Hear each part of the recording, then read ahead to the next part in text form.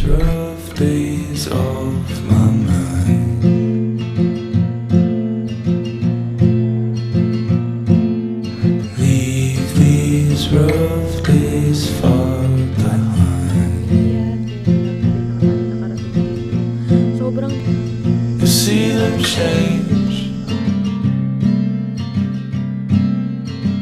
They're leaving every which way. So guys, tapos na ako mag-ayos. Antayin lang natin si Gayo na maligo. At magsalin lang muna tayo ng gatas ni Terdy dito kasi baka mabigil. 2 hours yung biyahe doon eh. Kaya medyo malayo-layo yun. Kaya mag-save ako ng battery kasi baka maubusan akong battery. Hindi ako makapag-record mamaya. So paalis na kami at medyo malayo-layo pa yung biyahe. Siguro mga 2 hours to. Kaya baka makatulog muna ako.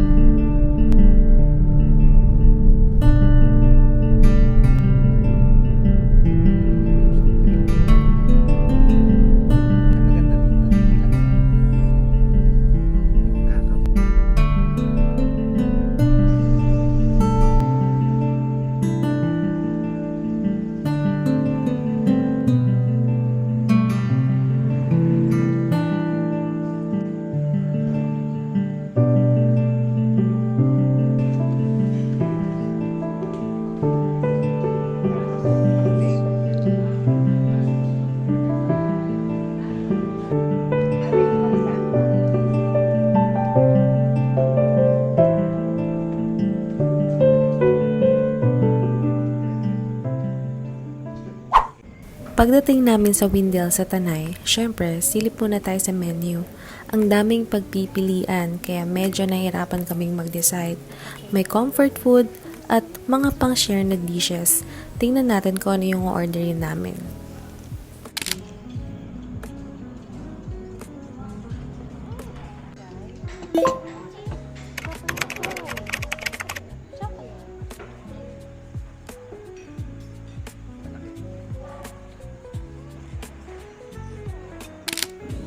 Ano yung watermelon shake nila?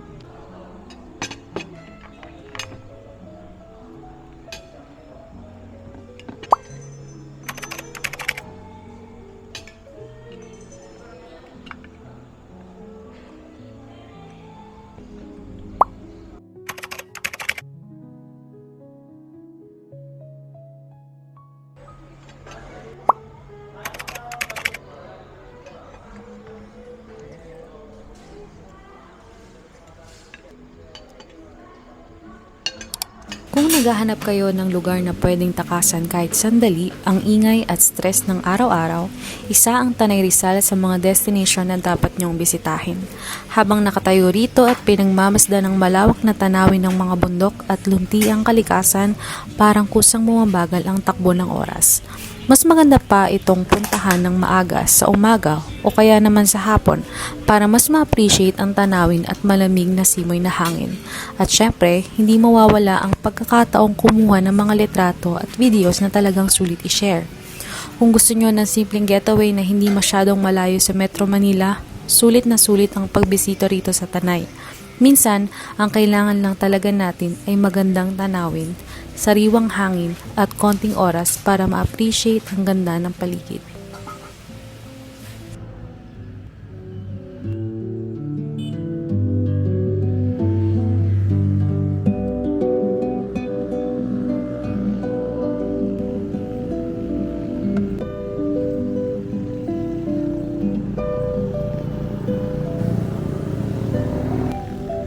Kaya mo yan, kaya mo yan.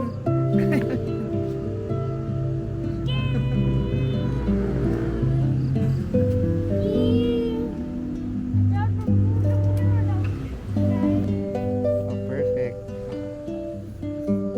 Oh, anong mas... Yan, dadalhin daw ni Miguel yung sasakyan dyan para mailawan tong chapel. Yan, ito itsura ng chapel, guys. Sorry, guys, ha, kasi gabi na tayo nakarating dito. Sobrang nakakatakot yung daan niya papunta dito, lalo na pag gabi na. Kasi akala mo dead end na, wala ka nang mapupuntahan, wala nang lusutan, pero meron pala. Ayan. Siguro kung umaga tayo napunta dito or may araw pa, sobrang ganda dito. Pero ayan siya, guys. Dito lang yan sa may Marilake. La Capilla de la Boda Diocesana de Amor Divino. Let's go, let's go. Ayun, si Mama Mary. Nakikita niyo yun, guys. Sobrang laki. Ayun, may laki. Mama Mary daw. Siya. Pero sa personal, sobrang laki niyan. Ayan. Sayang lang at gabi na tayo nakapunta.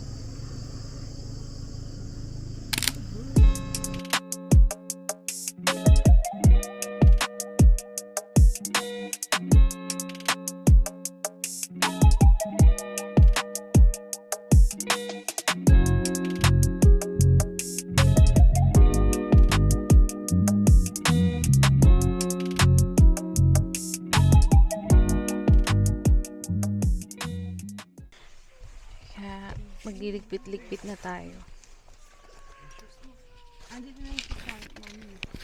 Dito na tayo sa pundo, kaya magliligpit-ligpit na tayo. Susutain pa ba ni Teddy yung sapatos?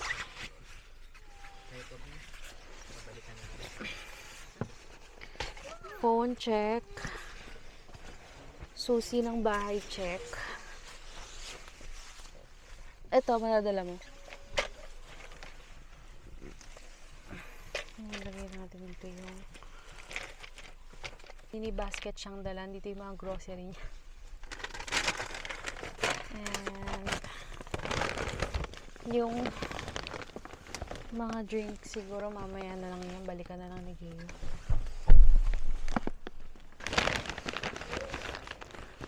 Home.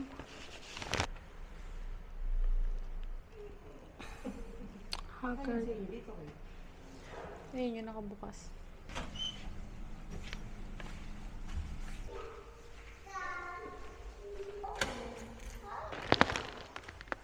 Kukunin ko yung parcel.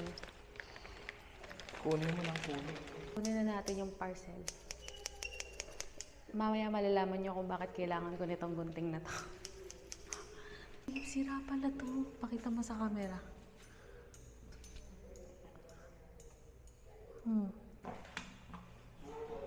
Doors opening.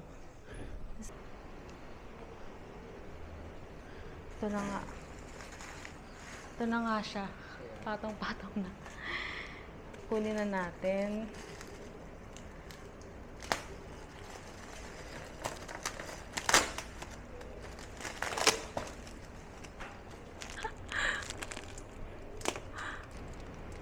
Ano ba yun? Tara na, kunin muna natin yung ano. Kunin muna natin yung ano sa basement. Ipitin ko na lang dito. Tapos 2 coffee. Diba? Tama. Tama. Sorry guys. Wait lang.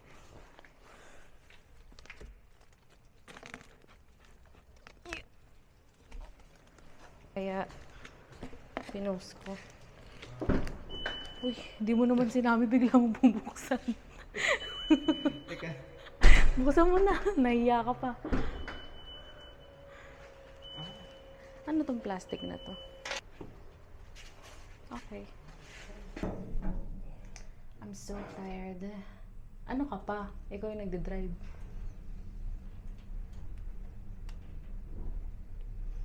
Mas lalo siya. Pas pagod siya. Tapos kung dami ko na namang i-edit, guys. Pero I'm so thankful kaysa walang ma-edit. Ano? So, magbagi pa tayo. Kailan? Balikan na yung ng balikan. Pag... No. Ayun nga yung road trip eh. Naligo lang ako saglit, tapos magsi-skincare na ako. Ayun yung laman ng parcel kanina, yung skincare ko. Naubos na kasi. Kaya,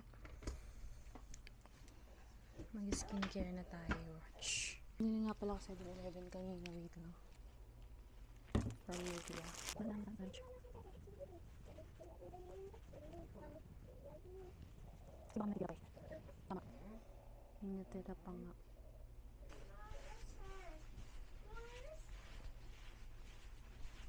Buksan natin tong Skintific Brightening Lip Serum. Ito yung itsura niya. Cute. Yung kulay niya is cherry red. Ayan. Lalabas na. Tapos, ayan na siya. Skintific 377 Dark Spot Serum. Ayan, ang liit niya. Noong una akala ko malaki to eh. Pero ang liit lang pala niya. Ayan, ganito yung itsura niya. Oops, sayang yun. Sabi nila yung serum pag ganito pa. Tap-tap lang.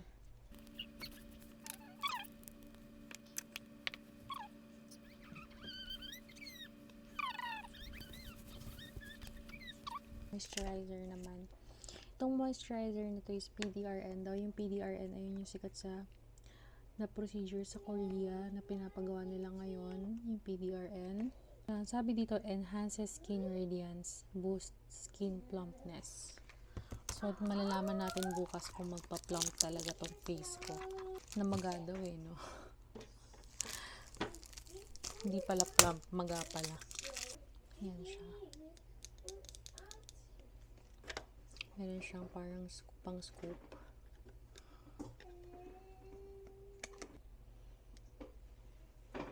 Oops.